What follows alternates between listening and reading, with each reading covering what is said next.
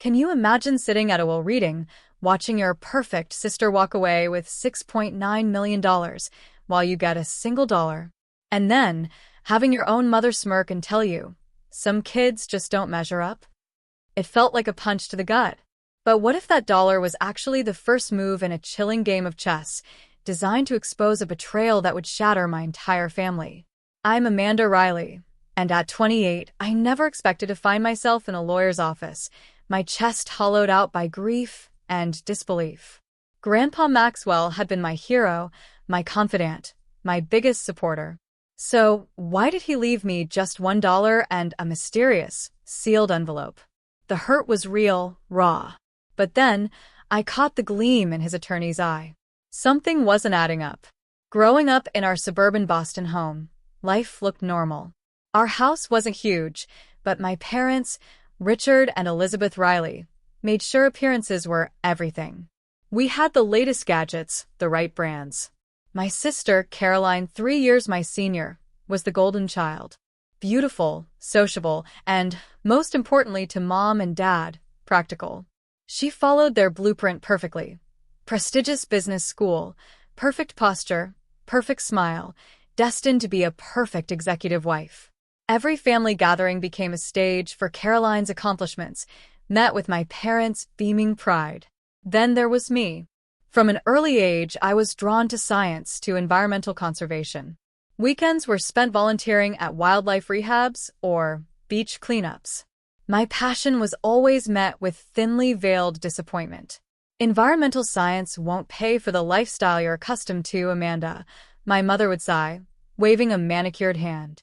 Caroline understands the importance of stability. But Grandpa Maxwell saw me differently.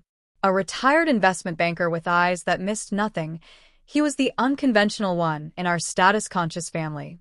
He'd made his fortune but lived modestly, giving generously to causes he believed in. He wore the same worn leather watch despite Mom's constant attempts to buy him something more appropriate.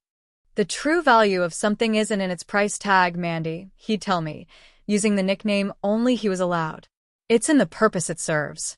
During college summers, while my parents and Caroline jetted off to European capitals, I'd be at Grandpa's lake house in the Berkshires. We'd sit on his dock, fishing, talking about everything from climate change to philosophy. He never once made me feel like my interests were impractical or disappointing. The world needs more people who care about its future than its stock market, he'd say. Your passion has purpose, Mandy. Don't let anyone convince you otherwise. Family dinners were a different story. Thanksgiving, Christmas, they felt more like performance reviews than celebrations. My mother orchestrated everything, from the table settings to the carefully curated conversations designed to highlight Caroline's achievements. Caroline just secured a summer internship at Goldman Sachs, Mom would announce, serving pie with a triumphant smile. Then, the inevitable pivot to me. Amanda is still exploring her options, she'd say, a tight smile that never reached her eyes. My father, a corporate attorney with perpetually furrowed brows, would chime in with practical advice that always felt like criticism. There's no money in saving trees, Amanda. It's time to think about your future realistically. Grandpa Maxwell would wink at me from across the table, sometimes changing the subject, sometimes directly challenging my parents. Not everyone measures success by their bank account, Richard. Some of the richest people I know have never set foot on Wall Street. The tension would thicken. Mom would clear her throat, redirecting to safer topics. But I'd catch Grandpa's subtle nod of encouragement. In those moments, I knew I had at least one ally. When Grandpa was diagnosed with pancreatic cancer 2 years ago, the dynamic shifted. Suddenly, my parents and Caroline were making frequent visits, bringing expensive gifts, offering to manage his affairs. Their concerns seemed proportional to his net worth, which even I knew was substantial. I simply visited him as I always had, bringing homemade soup, reading from his favorite mystery novels as he grew weaker. During one of my last visits, 3 months before he passed, he seemed unusually alert. Mandy, he said, taking my hand with surprising strength. Remember that timing is everything in investments and in life. What do you mean, Grandpa? I asked. He smiled cryptically. Patience is its own reward. The truth always rises to the surface eventually. Then he changed the subject, asking about my latest research. The call came on a rainy Tuesday morning. I was in the field collecting water samples. My mother's voice was formal, almost businesslike. Your grandfather passed this morning. The funeral is being arranged for Friday. Please wear something appropriate. No comfort. No acknowledgement of our special bond. Just logistics and appearances. The funeral was exactly as Mom wanted. Elegant, restrained, impressive to the right people. I saw her networking with Grandpa's former colleagues. Caroline wore designer black, her perfect makeup still flawless after shedding precisely 2 tears during the eulogy. My father spent most of the reception discussing investment strategies with Grandpa's financial advisors. I stood alone by the photo display I'd helped arrange, looking at snapshots of Grandpa's life, a young man in the army, holding my mother as a baby, teaching me to fish when I was 7. A life reduced to a collage and polite conversation over expensive canapes. A week later, Mr. Peterson, Grandpa's attorney, notified us about the will reading. Mom immediately went shopping for appropriate attire. Caroline canceled client meetings. Dad researched estate tax implications. I just wanted closure, a final connection to the man who truly saw me. I didn't expect much in terms of inheritance. Material things weren't important to me. What I hoped for were some final words of wisdom, maybe his fishing gear, or the conservation books we discussed. The night before, I couldn't sleep. I sat on my apartment balcony, looking at the stars, remembering how Grandpa taught me constellations. Some patterns are only visible when you know what to look for, he'd said. I couldn't have known then how prophetic those words would become. The offices of Peterson Blackwell and Associates were on the top floor of a sleek downtown building, floor-to-ceiling windows offering panoramic views of Boston, a subtle reminder of the wealth that passed through these rooms daily. The conference room featured an imposing mahogany table, gleaming under soft lighting. Leather chairs that creaked with newness. My mother arrived first, of course, in a navy Chanel suit that probably cost more than 3 months of my rent. Her ash-blonde hair, styled in a perfect bob, didn't move as she sharply assessed my simple black dress. You could have made more of an effort, Amanda, she whispered. This is an important day. My father strode in next, checking his Rolex, nodding curtly to Mr. Peterson. Richard Riley always looked like a man calculating costs and benefits. His eyes held a gleam of anticipation. Caroline arrived last, making an entrance in stilettos that clicked importantly across the hardwood floor. She air-kissed my cheeks, her expensive perfume lingering, before taking her seat beside Mom, crossing her legs elegantly, placing her designer handbag precisely in her lap. I sat slightly apart, feeling like an outsider in my own family. The distance wasn't accidental. Mr. Peterson wasn't alone. Harold Winters, Grandpa's best friend of 50 years, sat quietly. Marta Jimenez, Grandpa's housekeeper of 20 years, dabbed at her eyes. Unlike my family's composed faces, hers showed genuine grief. Thank you all for coming, Mr. Peterson began, adjusting his glasses. Maxwell was very specific about how this proceeding should unfold. My mother straightened, her smile tightening. We're all eager to honor his wishes, of course. Mr. Peterson nodded, unfolding a document. I'll begin with some smaller bequests before addressing the main estate. The smaller bequests took nearly 30 minutes. Grandpa had left generous amounts to his favorite charities, his staff, several friends. Harold received Grandpa's vintage car collection. Marta was given a life estate in the guest house, and a sum that made her gasp. My mother's foot tapped with increasing impatience. My father checked his watch twice. Caroline maintained her pleasant expression, but her fingers drummed silently against her purse. Now, to the main distributions, Mr. Peterson said finally. To my daughter Elizabeth and her husband, Richard, I leave my primary residence in Beacon Hill and my vacation property in Palm Beach. My mother's smile became genuine for the first time that day. The properties were worth millions. To my granddaughter, Caroline Riley, I leave the sum of $6.9 million to be distributed in a trust as outlined in Section 4 of this document. Caroline's intake of breath was audible. She reached for her mother's hand, squeezing it triumphantly. My father nodded in approval. All eyes turned to me. I felt a strange hollowness in my stomach. To my granddaughter, Amanda Grace Riley, Mr. Peterson continued, his voice softening slightly, I leave the sum of $1. The room went silent. I felt the blood drain from my face. I struggled to maintain composure. Additionally, Mr. Peterson continued, Amanda is to receive this sealed envelope, to be opened after the conclusion of today's reading. He handed me a thick manila envelope with my name written in Grandpa's distinctive handwriting. My hands trembled slightly as I accepted it. The silence broke with my mother's short, sharp laugh. Well, that's clarifying, isn't it? She said, not bothering to lower her voice. Always the disappointment. Caroline, at least, had the decency to look uncomfortable, though the gleam of triumph never quite left her eyes. I'm sure Grandpa had his reasons, she said, her tone suggesting those reasons were my own failings.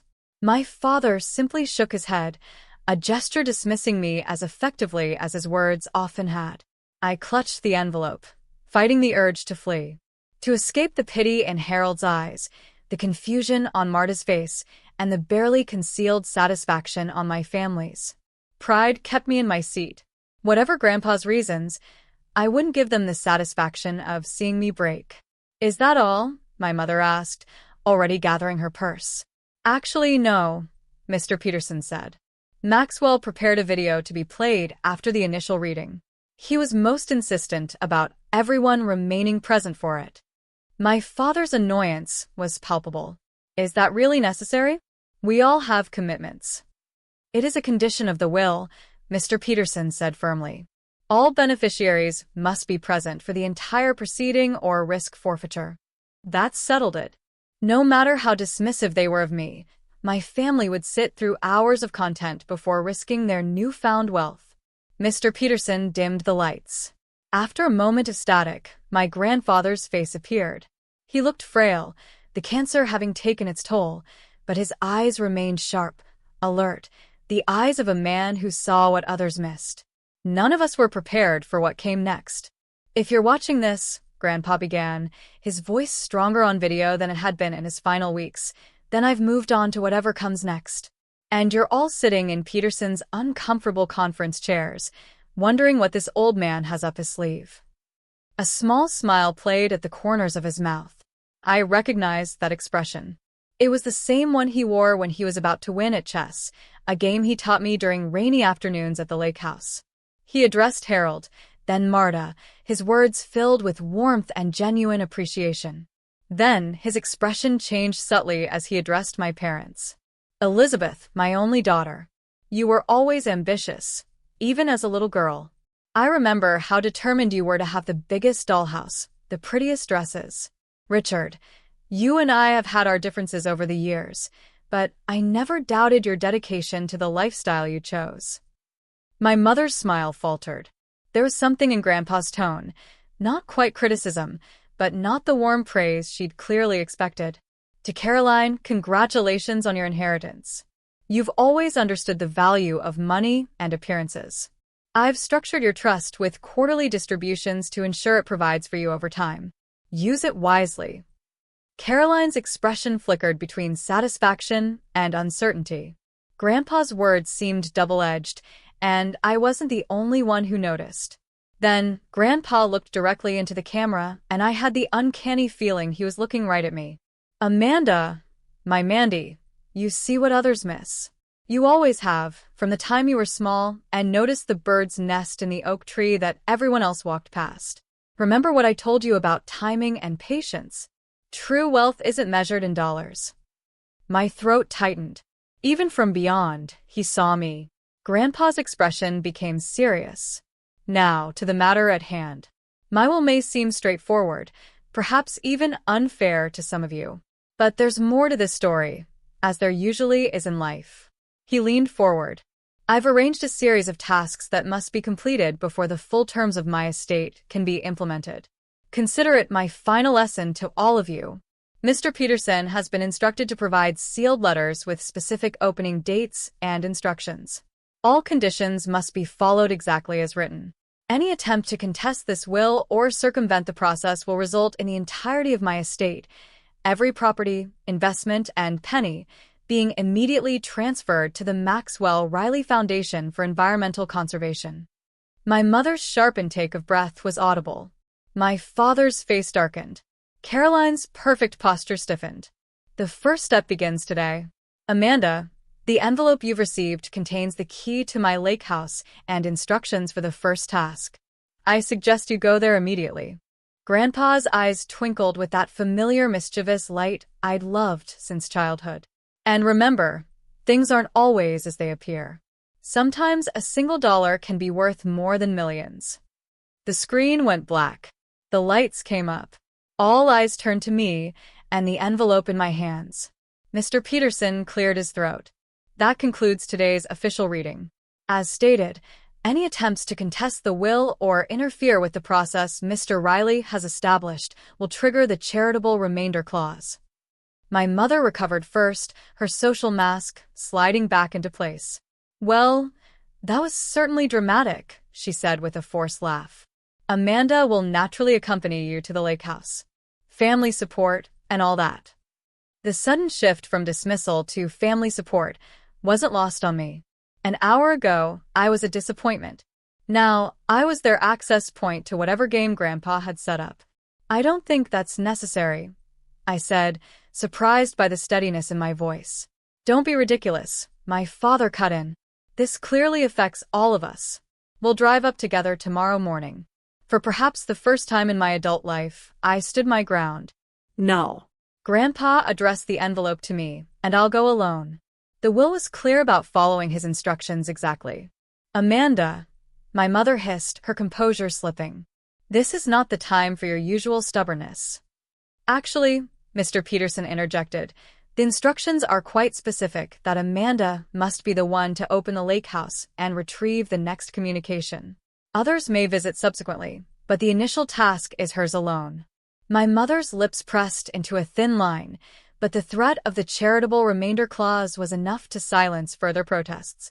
As we gathered our things, Caroline approached me in the hallway, her expression uncharacteristically uncertain. I could drive up with you tomorrow, she offered, her voice lowered. Just for support. This is all very strange. I studied her face, trying to discern her true motivation. Was this genuine concern, or was she simply ensuring her access to the next phase of Grandpa's plan? I need to do this alone first, I said finally, but I'll call you after. She nodded, disappointment flashing briefly before her composed smile returned. Of course. Just keep us in the loop, okay? As I walked to my car, clutching the unopened envelope, I couldn't shake the feeling that Grandpa's final game had only just begun. And for once, I wasn't simply a pawn on someone else's board. The 2-hour drive to the Berkshires gave me time to think.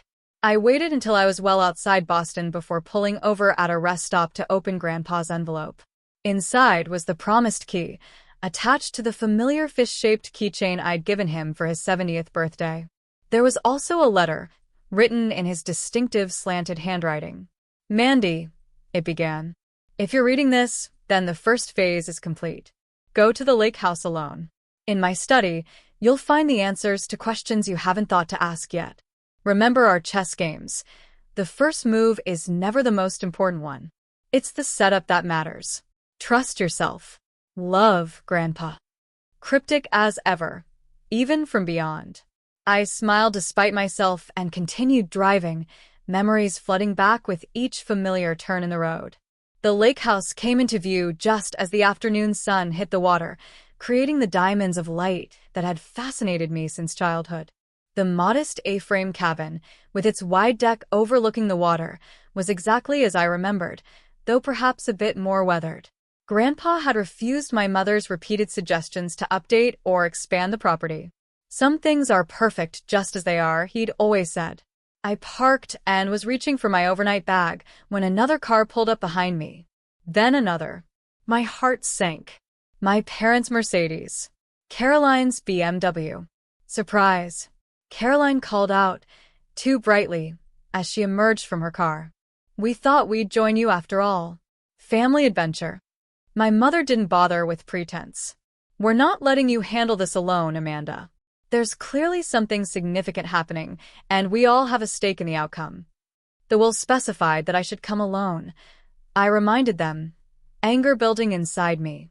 "For the initial entry only," my father countered smoothly. Peterson confirmed we could join afterward. "And look, you've arrived first. You'll enter first. We're just here to support the process." Support the process, not support me. The distinction was clear. Rather than argue further, I turned and walked to the front door. The key slid into the lock with a familiar click, and the door swung open on slightly creaky hinges. The scent of pine and old books, Grandpa's scent, greeted me. For a moment, I stood frozen, half expecting to hear his voice from the kitchen, offering hot chocolate. The house was exactly as he'd left it, though a fine layer of dust covered the surfaces. Fishing rods still leaned in the corner. His reading glasses sat on the side table next to his favorite armchair, a bookmark still protruding from the mystery novel he'd been reading. My family pushed in behind me, their designer shoes clicking on the hardwood floors, the sound jarringly out of place in this sanctuary of simplicity. "God, it's stuffy in here," my mother complained, moving immediately to open windows. "I've always said this place needs a proper renovation." My father was already assessing, cataloging items of potential value. The property itself is the real asset. Lakefront in this area goes for a premium now. Caroline moved to the mantel, picking up framed photos, studying them with newfound interest. "I forgot how many pictures of you he had here," she said, her tone difficult to read. I ignored them all and moved toward the hallway that led to Grandpa's study. This door had always been kept locked when we visited as children. Not out of secrecy, but respect. "Everyone needs a space that's entirely their own," he'd explained. The fish keychain held a second, smaller key that fit this lock perfectly. I felt my family hovering behind me as the door swung open. The study was smaller than I remembered from my few childhood glimpses. Walls of bookshelves surrounded a simple oak desk, positioned to look out over the lake. Maps of various countries were pinned to a corkboard. Filing cabinets lined one wall, and a worn leather chair sat waiting, as if Grandpa had just stepped out. "Start looking for anything valuable," my father instructed, moving immediately to the filing cabinets.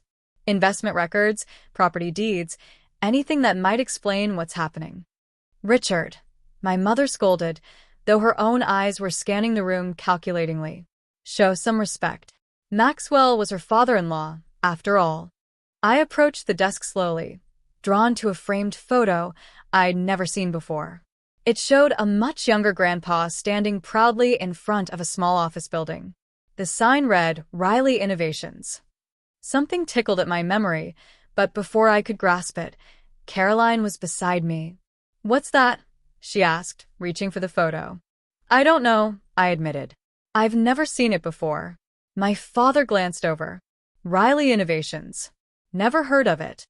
Something in his tone made me look up sharply, but his expression gave nothing away as he returned to rifling through files.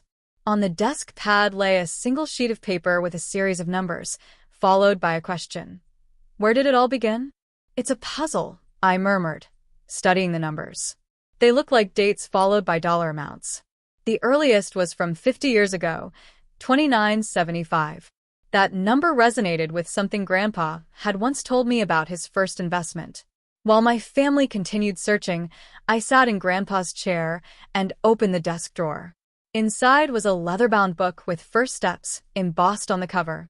When I opened it, I found records of Grandpa's earliest investments, including the $2,975 he'd invested in a small technology company in 1975, his first major success. "What did you find?" My mother appeared instantly at my shoulder. "Just Grandpa's old investment diary," I said, continuing to page through it. The final entry caught my eye, a note that seemed out of place among the financial records. "The truth is in the foundation. Remember to look beneath the surface." As I pondered this, my attention was drawn to a small decorative chess piece, a knight, that had always sat on Grandpa's desk. On impulse, I picked it up.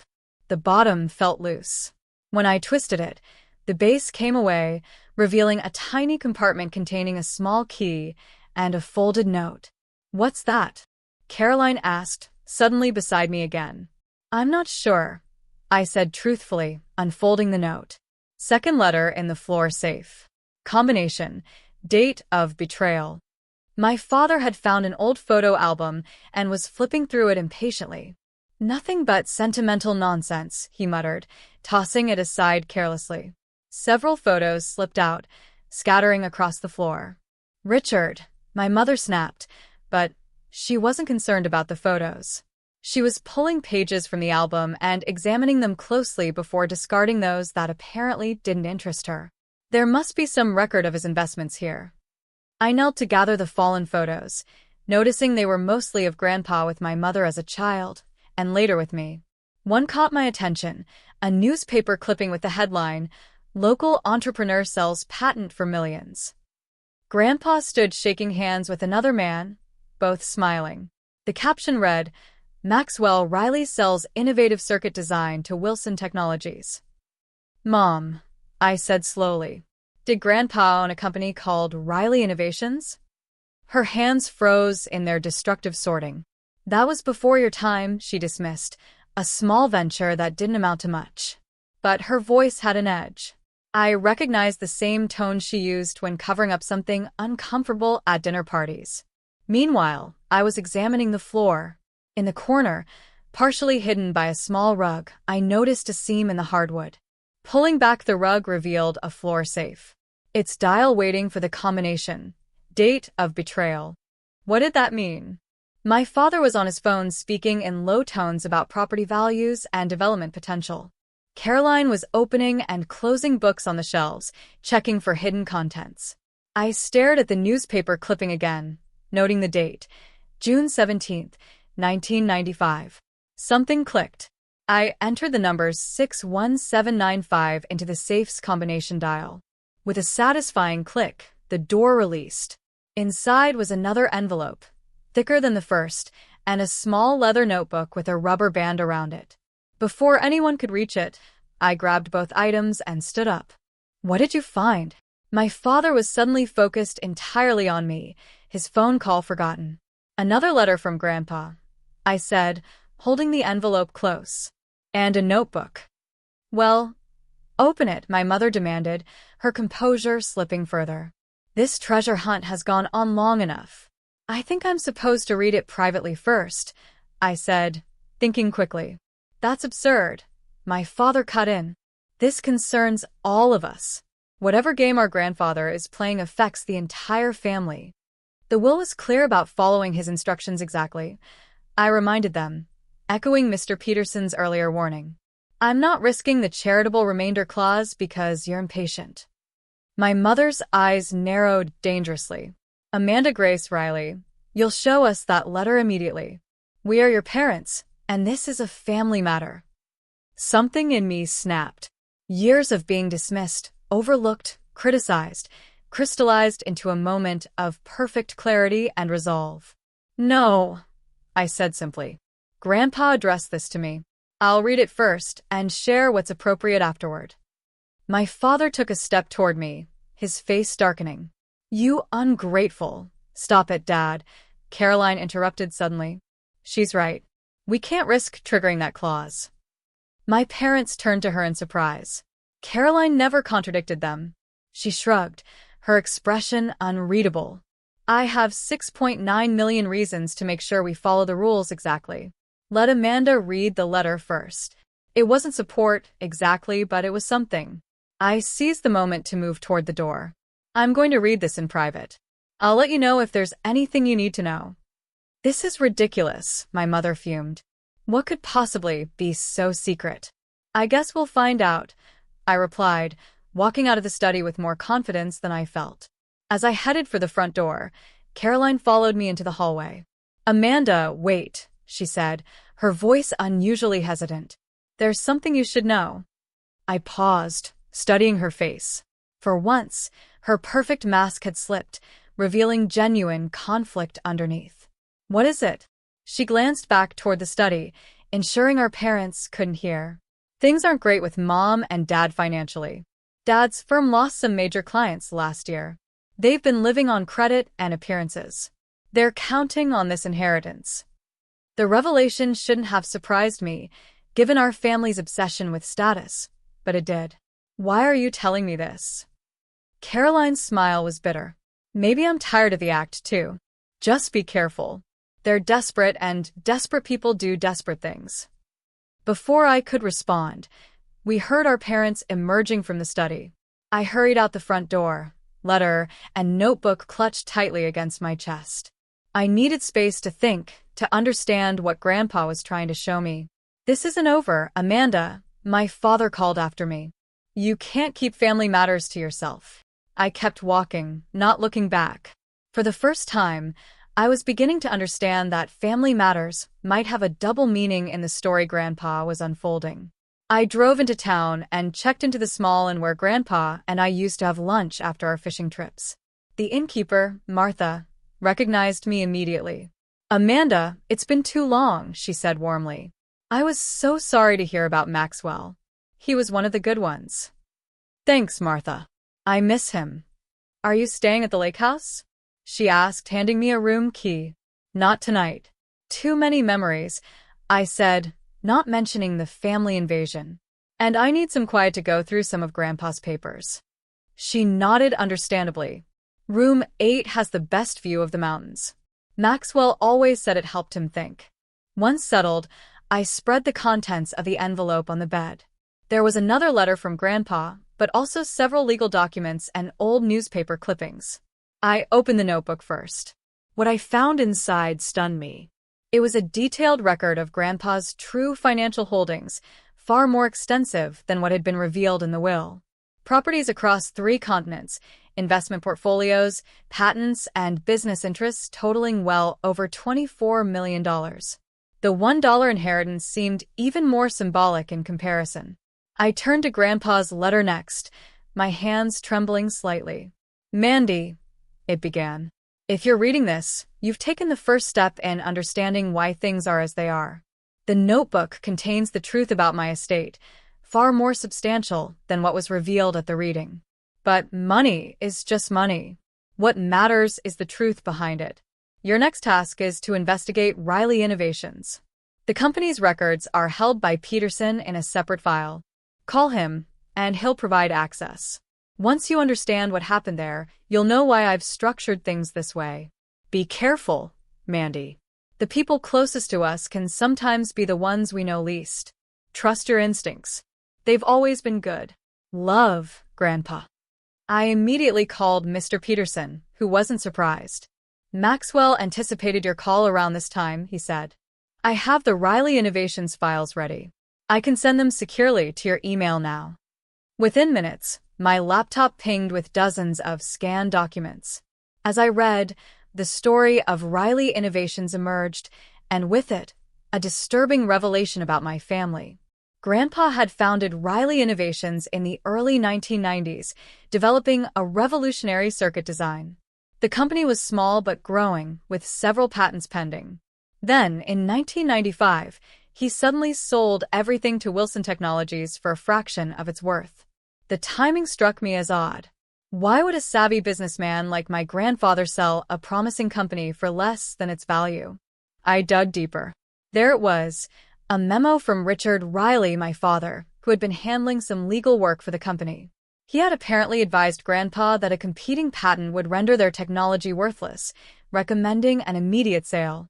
6 months later, Wilson Technologies had used Grandpa's design to launch their most successful product line ever, making billions. No competing patent had ever emerged. And the most damning detail? My mother had been working at Wilson Technologies in their acquisitions department at the time. The pieces fell into place with sickening clarity. My parents had orchestrated the sale of Grandpa's company, presumably receiving compensation from Wilson that wasn't reflected in the official sale. They had betrayed him for financial gain. I sat back, stunned. Was this what Grandpa had meant by his greatest disappointment? A memory surfaced. Grandpa telling me years ago about making a mistake and trusting the wrong people. Sometimes those closest to you can be blind to your best interests, he'd said. I thought he was talking about business associates, not family. The next morning, I called Mr. Peterson again. I found the Riley Innovations documents, I said. Did my grandfather know about my parents' involvement? He discovered the truth about 5 years ago, Peterson confirmed. An old colleague from Wilson came clean about the backdoor dealings. Maxwell was devastated isn't a strong enough word, but he was also strategic. He wanted proof before confronting anyone. And did he get it? Yes. Everything is documented in the files I sent you. There's more, Amanda. Your grandfather restructured his entire estate plan after learning the truth. What you saw at the reading was just the surface. I spent the day reviewing everything, my shock gradually giving way to burning anger. By evening, I was ready. I drove back to the lake house, knowing my family would still be there.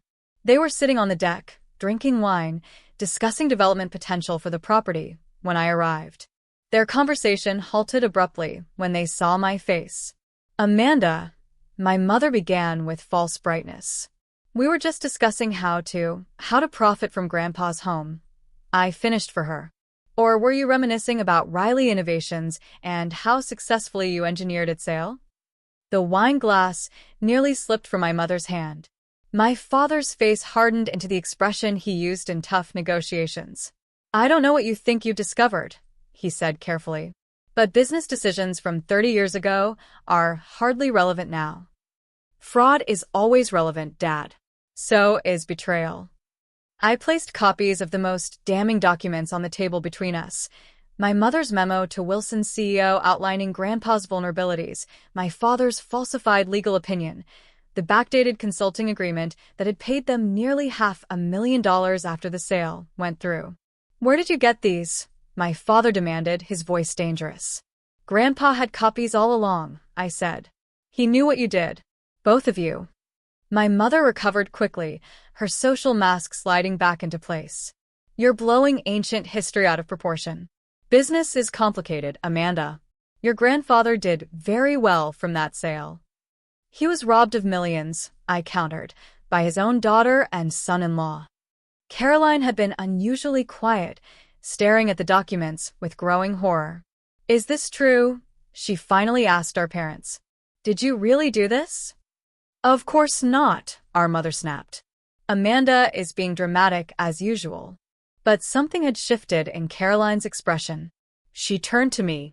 This is what Grandpa's game is about, isn't it? He's making things right. Before I could answer, a courier arrived with a special delivery envelope addressed to me. Mr. Peterson said to deliver this exactly at 7 p.m., the young man explained. Inside was a third letter from Grandpa with a handwritten note from Peterson, to be opened when the truth is laid bare. My hands shook as I broke the seal, aware of my family watching intently. I read the letter aloud, my voice growing stronger with each word. My dear family, if this letter is being read, then Amanda has discovered the truth about Riley Innovations. The betrayal I experienced at the hands of those I trusted most was the greatest disappointment of my life. But it taught me to look more closely at character, at who people truly are beneath the appearances they maintain. The will reading you attended was part of a test, one final assessment of character. The true disposition of my estate depends entirely on how each of you has behaved during this process. Everything has been observed and documented. My mother's face had gone deathly pale. My father looked like he might be sick. Mr. Peterson has been instructed to arrive at the lake house at this time with a notary and witnesses to document the final phase of my estate plan. The choice of who truly inherits now depends on what has been revealed about each of you. As if on cue, Mr. Peterson's car pulled up outside, followed by 2 others. My mother stood up abruptly, knocking over her wine glass. This is ridiculous. A person can't control from the grave. We'll contest this entire charade. I wouldn't advise that, said Mr. Peterson, entering with his associates. Maxwell anticipated every possible legal challenge. Contesting will only ensure everything goes to charity, as stipulated. Besides, he added, you might want to see this first. He opened his laptop and played a video. It showed my parents searching Grandpa's study the previous day. My mother tearing pages from photo albums.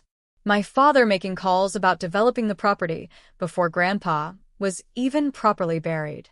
The lake house has been equipped with recording devices for the past week, Peterson explained.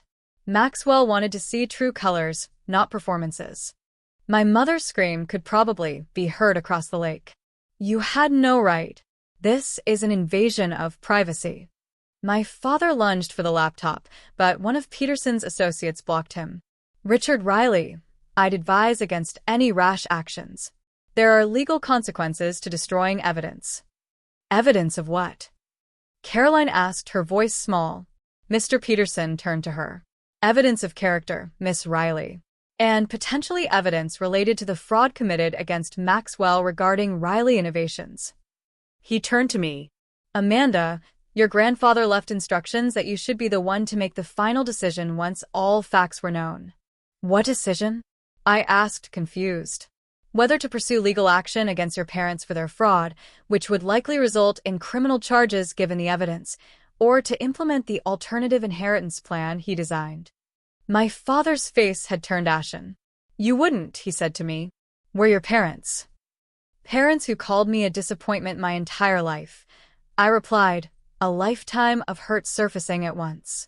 Who dismissed my dreams? Who valued appearances over truth? Who betrayed their own father for money? What's the alternative plan? Caroline asked quietly. Peterson handed me another document. Maxwell restructured his estate to place the majority of his true fortune, approximately $24 million, plus the intellectual property rights that should have made him a billionaire, into a trust. Amanda would control this trust with ethical oversight provisions. My mother made a strangled sound. My father seemed to age 10 years in an instant. The properties already distributed would remain with their recipients, Peterson continued. But the trust would control all liquid assets and business interests. So Amanda gets everything after all we've done for this family? My mother's voice had taken on a hysterical edge. What exactly have you done for this family, Mom? I asked quietly. Lie? Manipulate? Betray? You ungrateful little, she began, but Caroline cut her off. Stop it, Mom. Just stop. My sister's voice was tired but resolute. It's over. We've lost. My father tried a different approach. Amanda, sweetheart, you have to understand. Business decisions are complicated. We never meant to hurt anyone. We can explain everything. But the time for their explanations had passed. The documents spoke for themselves. The recording showed who they really were. Mr. Peterson, I said finally, I need time to think about this. Can we reconvene tomorrow? He nodded understandingly. Of course. Maxwell left one final message for this moment. Would you like to hear it? At my nod, he played a short audio clip of Grandpa's voice. Forgiveness is optional, Mandy. Wisdom is mandatory. Whatever you decide, do it with clarity and purpose, not emotion. My parents and Caroline left shortly after, my mother in tears, my father in stony silence. Caroline paused at the door, looking back at me with an expression I couldn't quite read. For what it's worth, she said softly, I didn't know about Riley Innovations, but I've known things weren't right for a long time and said nothing. I'm not much better than they are. After everyone had gone, I sat alone in Grandpa's study, looking out at the lake as the sun set. On the desk was a photo I hadn't noticed before, Grandpa and me on this very dock, fishing rods in hand, both of us laughing.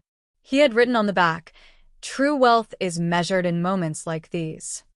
For the first time since his death, I cried freely, mourning not just his loss, but the family I had never truly had. The next morning dawned clear and bright, the lake a perfect mirror of the blue sky. I had barely slept, weighing options and consequences, trying to separate justice from vengeance, healing from harm. By sunrise, I knew what I needed to do. I called Mr. Peterson and asked him to arrange a meeting at the lake house. Everyone should be there, I said. My parents, Caroline, you and your witnesses, and Harold too. It's time to finish this. By noon, they had all gathered in the living room. My parents sat rigidly on the sofa, both dressed immaculately, as if appearance could somehow save them. Caroline had chosen a seat slightly apart, her expression troubled but resolute. Harold sat by the window, his weathered face compassionate. Mr. Peterson and his associates maintained professional neutrality. I stood by the fireplace, Grandpa's final letter in my hands. I had found it that morning in his desk drawer, marked for Amanda, when all is revealed. "Thank you all for coming," I began, surprised by the steadiness in my voice. "Yesterday, we learned some difficult truths about our family. Today, we'll decide how to move forward." My father started to speak, but I held up my hand. "Please let me finish. I've spent the night thinking about what Grandpa was trying to teach us with this elaborate plan. It wasn't about punishment or even justice, though elements exist. It was about truth and consequences." I opened the letter and read aloud. "Mandy, by now you understand why I structured things this way. The final decision is yours, but remember that whatever path you choose will shape not just your future, but who you become. Money can be a tool for good or a weapon for harm. Use it wisely. The truth has been revealed. What matters now is what you all do with it." I looked up at my family. Grandpa's master plan wasn't just about exposing the past. It was a test. One final opportunity to show who we really are when faced with uncomfortable truths. Mr. Peterson nodded. Maxwell was quite specific about this.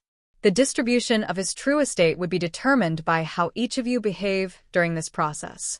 Everything has been documented, not just the past fraud, but your actions over the past week. He opened a folder. The video evidence from the lake house and other documentation shows a clear pattern of behavior. He turned to my parents. "Mr. and Mrs. Riley, your actions demonstrated continued dishonesty, destruction of personal property, and planning to profit from assets before they were legally yours." My mother's face flushed with anger, but my father placed a restraining hand on her arm. "Caroline," Peterson continued, "your behavior was mixed. You initially aligned with your parents, but showed moments of independence and honesty, particularly yesterday." Caroline nodded slightly, her eyes downcast. "Amanda," he said, turning to me, "you followed your grandfather's instructions exactly, sought truth rather than advantage, and showed restraint when discoveries were made." As he spoke, two more people entered the room, a notary and Mr. Jacobs, who I recognized as the security expert who had installed Grandpa's home systems. "Mr. Jacobs has compiled all video and audio recordings as instructed," Peterson explained. "They've been secured as evidence should legal proceedings become necessary." At those words, my mother could contain herself no longer.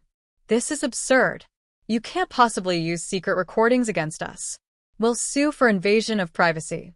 "The lake house belongs to the estate," Peterson replied calmly. "Maxwell had every legal right to monitor his property. Additionally, there were disclosure notices posted, though you may not have noticed them." "This is a witch hunt," my father declared, attempting to regain control. "Ancient business dealings being weaponized by a bitter old man. Is that what you think this is about, Richard?" Harold spoke up for the first time. Maxwell wasn't bitter. He was heartbroken. He trusted you both, welcomed you as family. The money wasn't what hurt him. It was the betrayal. "You have no idea what you're talking about," my mother snapped. "Actually, I do," Harold replied quietly. "I was there when he discovered the truth. He aged 10 years that day." Mr. Peterson cleared his throat. "The evidence regarding Riley Innovations has been reviewed by our legal team. There are clear indications of fraud, insider trading, and breach of fiduciary duty. The statute of limitations has expired on some aspects, but not all." My father paled visibly. "What are you saying?" "I'm saying," Peterson replied, "that should Amanda choose to pursue this matter legally, there would likely be both civil and criminal consequences."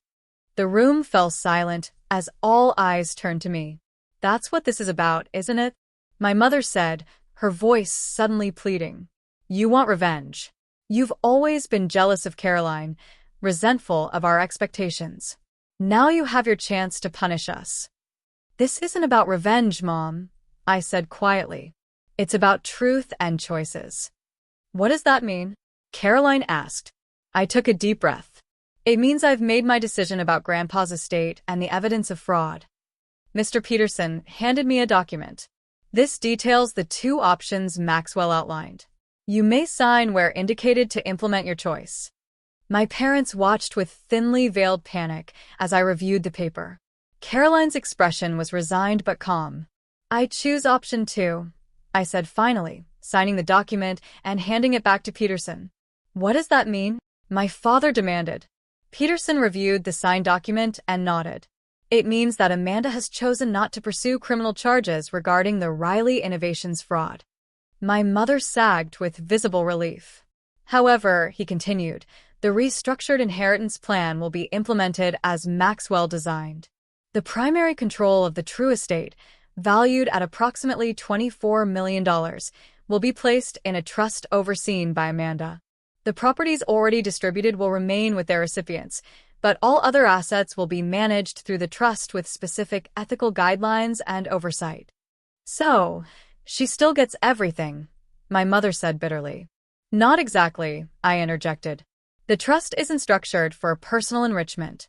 It's designed to fund environmental conservation efforts, educational opportunities, and ethical business investments. I'll oversee it, but with fiduciary responsibilities and an oversight board. And what about us? My father asked, his voice hollow. You keep the properties you've been given, which are substantial, but the cash distributions will be contingent on certain conditions. What conditions? Caroline asked. I met her eyes directly. Honesty. A family counseling process to address the patterns that brought us here. And for Mom and Dad, community service hours with environmental organizations. My mother laughed incredulously. You can't be serious. I've never been more serious, Mom. This isn't punishment. It's an opportunity to rebuild on a foundation of truth instead of appearances. And if we refuse, my father challenged, then the trust document stipulates that your portion will be redirected to the Maxwell Riley Foundation, Peterson answered. It's your choice. My father stood abruptly. This is emotional blackmail. We won't be part of it. Dad, Caroline said suddenly. Stop. Just stop. She turned to me. I accept the conditions. All of them. My parents stared at her in shock. Caroline, you can't mean that. My mother gasped. I do, Mom. I've been part of the problem too long. I knew things weren't right, but went along because it was easier. I'm done with that. A heavy silence fell over the room. This is your final decision? Peterson asked me formally. I nodded. Yes. No criminal charges, but the trust implemented as Grandpa designed, with the conditions I've outlined. Very well. I'll file the necessary paperwork immediately. Mr. and Mrs. Riley, you have 48 hours to accept or decline the conditions of your continued distributions. My father's face was stone. We'll need to consult our attorney. Of course, Peterson replied, though I should mention that Maxwell anticipated that response as well. The trust document includes a provision for legal challenges that would not work in your favor. As Peterson and his associates packed up, my parents remained frozen on the sofa, the wreckage of their carefully constructed facade scattered around them. Elizabeth. Richard, Harold said gently. Maxwell didn't do this out of cruelty. He believed people could change if given the right motivation. Even at the end, he hoped you would. My mother turned away, but not before I caught the flash of something genuine in her eyes.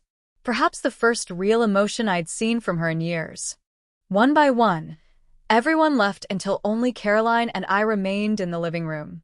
The afternoon sun cast long shadows across the floor as we sat in silence, the weight of the day's revelations settling around us.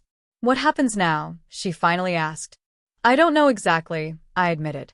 But for the first time, whatever happens will be based on truth, not illusions. She nodded slowly. I really didn't know about Riley Innovations, Amanda. But I knew something wasn't right with Mom and Dad. I've always known. Why didn't you ever say anything? Her laugh was sad. Same reason you spent years trying to please them despite the constant criticism. They're parents, and I was getting the benefits of being the favorite. She looked out at the lake. Grandpa liked you better, though. I was always jealous of that. He didn't like me better, I said. He saw me clearly. There's a difference. As the sun began to set, casting golden light across the water, I found Grandpa's final message, a handwritten note tucked into his favorite book on the shelf. It read, simply, "The truth will set you free. But first, it will make you very uncomfortable. Worth it every time. Love you, Mandy." Standing on the dock where we had spent so many hours together, I finally understood what he had been trying to teach me all along. True wealth wasn't in bank accounts or properties. It was in the courage to see clearly, to speak truth, and to remain true to yourself, even when it would be easier to look away. 6 months passed like a dream and a lifetime all at once. The lake house had transformed from a simple cabin into the headquarters of the Maxwell Riley Foundation for Environmental Innovation. The main house remained largely unchanged, a testament to Grandpa's simple tastes and my desire to honor his memory. But the boathouse had been converted into a state-of-the-art research lab where scientists studied sustainable technologies.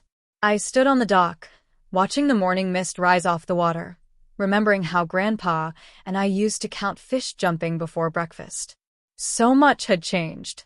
Yet in the quietest moments, he still felt present.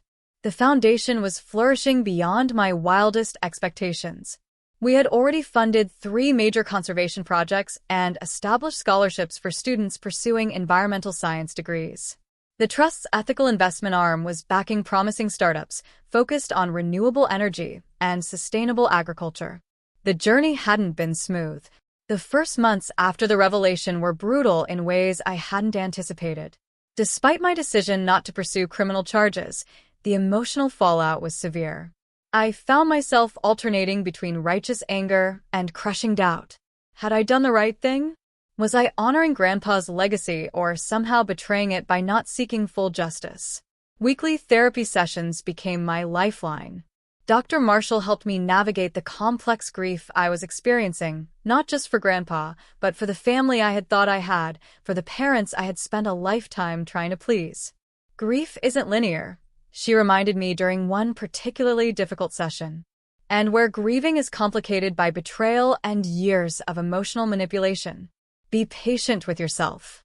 My parents had reacted exactly as I'd expected. After consulting multiple attorneys and discovering that Grandpa had indeed created an ironclad trust document, they reluctantly agreed to the conditions I had set. The community service requirement was particularly galling to my mother, who complained bitterly about digging in dirt with common volunteers at the Urban Garden Project. But something unexpected happened around the 3-month mark. My father called me, his voice lacking its usual authoritative edge. "The Watershed Restoration Project," he said awkwardly. "It's actually interesting." The engineer explained how the natural filtration system works. "It's quite ingenious, really." It wasn't an apology or even an acknowledgement of past wrongs, but it was something, a tiny crack in the wall of denial and self-justification. My mother took longer. Her participation in the required family counseling sessions was initially performative at best, hostile at worst.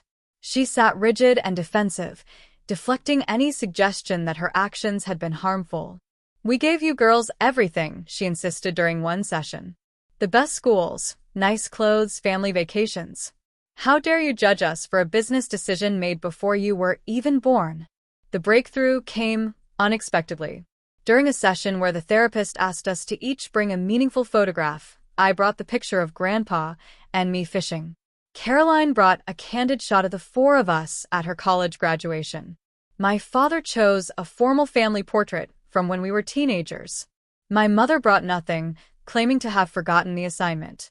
But at the end of the session, as we were gathering our things to leave, she pulled a creased photograph from her wallet and placed it silently on the table. It showed her as a young girl, maybe 7 or 8, sitting on Grandpa's shoulders at what appeared to be a county fair. Both were laughing, her small hands gripping his forehead, his larger ones securing her legs. "He taught me to be brave," she said quietly, not meeting our eyes, "to climb higher than seemed safe." I don't know when I forgot that. It wasn't a full reconciliation. I doubted we would ever have the warm, supportive relationship depicted in holiday commercials. But it was a moment of genuine emotion, a glimpse of the person beneath the perfect facade. Caroline's journey surprised me most of all. Initially furious about the conditions attached to her inheritance, she had threatened to contest the will, to side with our parents. But something shifted during the revelation at the lake house. 2 weeks after the final meeting, she showed up at my apartment unannounced, eyes red from crying. "I've been thinking about Grandpa," she said without preamble. "About how he always asked me real questions, not about my grades or achievements, but about what I thought about things. I never gave him real answers. I just said what I thought would sound impressive." She twisted her hands in her lap. "I don't think I know who I am without the act, Amanda. I've been playing a role for so long." That conversation marked the beginning of a fragile new relationship between us. Caroline reduced her hours at the investment firm and began volunteering with one of the Foundation's urban education initiatives. To everyone's surprise, including her own, she discovered a genuine talent for teaching financial literacy to high school students. We weren't best friends overnight, but we were building something authentic for perhaps the first time. Coffee once a week became a tradition. Sometimes awkward, sometimes tearful, but always honest. My personal life had transformed as well. The Foundation work introduced me to a network of passionate environmentalists and researchers who valued substance over style.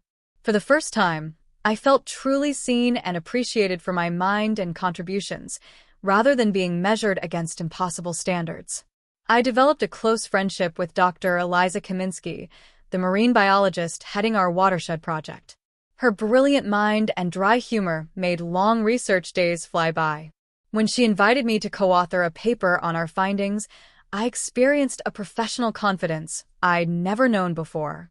There was also Mark, the Foundation's legal advisor, whose kind eyes and thoughtful questions had gradually evolved our professional relationship into something more personal. He understood the complexity of my family situation without judgment, offering support without trying to fix everything. Our third date had been a stargazing picnic at the lake house, his idea after I mentioned Grandpa teaching me constellations. Perhaps most meaningful was the mentorship program I'd established for young girls interested in environmental science.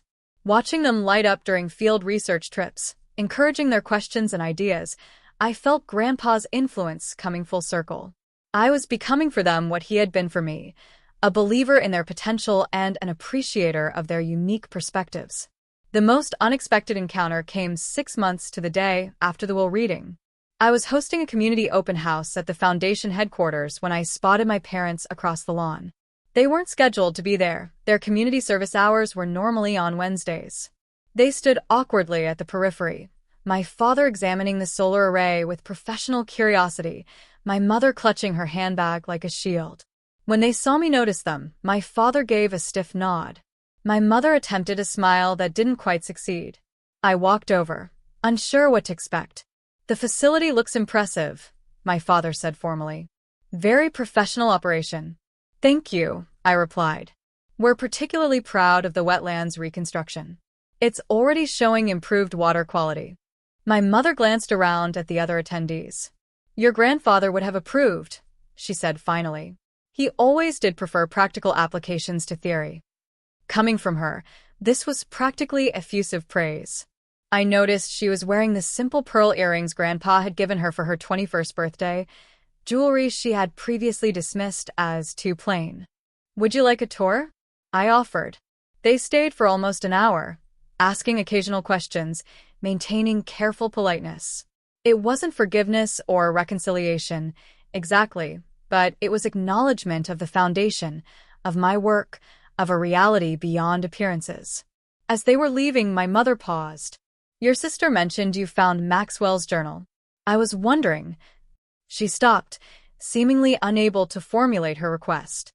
"There are some entries about you," I said, understanding what she couldn't ask. "From when you were young, happy memories. I could share copies if you'd like."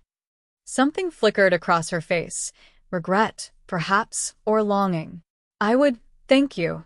That evening, I sat in Grandpa's study, my study now, reading the journal he had left specifically for after the dust settles.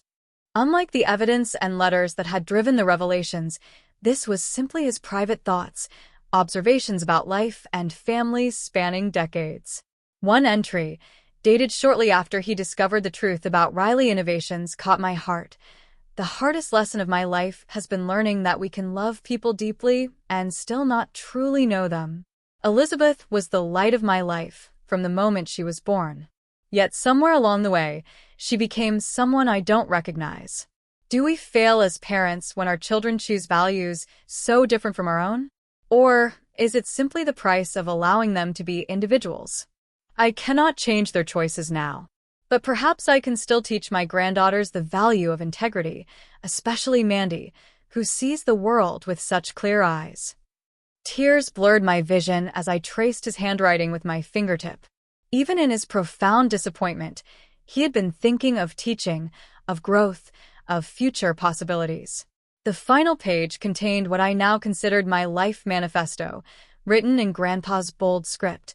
The greatest inheritance isn't money or property or even education. It's the clarity to see truth and the courage to stand for it. Everything else is just details. I closed the journal and walked out to the dock as the sun set over the lake. A fish jumped, creating ripples that spread in ever-widening circles. One small movement affecting everything around it, just like truth. My phone buzzed with a text from Caroline. Community garden meeting went well. Mom actually participated. Small steps. I smiled and typed back. Progress, not perfection. Dinner Sunday. Looking out over the water, turned golden by the setting sun, I felt Grandpa's presence more strongly than ever. The inheritance he had truly left wasn't the money or the property, or even the foundation. It was this, the freedom that comes from living authentically, from recognizing that our worth isn't measured in dollars or appearances, but in the courage to see clearly and act with integrity. The greatest wealth I had learned was the ability to build a life that reflected my true values, not someone else's expectations, and that was a legacy worth protecting. So, seriously, what would you have done in my shoes? How do you even begin to forgive something like that? Let me know in the comments below. And as this story quietly slips away into the shadows of your mind, dissolving into the silent spaces where memory and mystery entwine, understand that this was never just a story. It was an awakening, a raw pulse of human truth wrapped in whispered secrets and veiled emotions. Every word a shard of fractured reality. Every sentence a bridge between worlds seen and unseen. Between the light of revelation and the dark abyss of what remains unsaid. It is here, in this liminal space, that stories breathe their most potent magic, stirring the deepest chambers of your soul, provoking the unspoken fears, the buried desires, and the fragile hopes that cling to your heart like fragile embers. This is the power of these tales. These digital confessions whispered into the void, where anonymity becomes the mask for truth, and every listener becomes the keeper of secrets too heavy to carry alone. And now that secret, that trembling echo of someone else's reality, becomes part of your own shadowed narrative, intertwining with your thoughts, awakening that undeniable curiosity, the insatiable hunger to know what lies beyond. What stories have yet to be told? What mysteries hover just out of reach, waiting for you to uncover them? So hold on to this feeling, this electric thread of wonder and unease, for it is what connects us all across the vast, unseen web of human experience. And if your heart races, if your mind lingers on the what-ifs and the maybes, then you know the story has done its work. Its magic has woven itself into the fabric of your being. So before you step away from this realm, remember this. Every story you encounter here is a whispered invitation to look deeper, to listen harder, to embrace the darkness and the light alike. And if you found yourself lost, found yourself changed even slightly, then honor this connection by keeping the flame alive. Like this video if the story haunted you. Subscribe to join the fellowship of seekers who chase the unseen truths. And ring the bell to be the first to greet the next confession, the next shadow, the next revelation waiting to rise from the depths. Because here, we don't merely tell stories. We summon them. We become vessels for the forgotten, the hidden, and the unspoken. And you, dear listener, have become part of this sacred ritual. So, until the next tale finds you in the quiet hours, keep your senses sharp, your heart open, and never stop chasing the whispers in the silence. Take care. Good luck.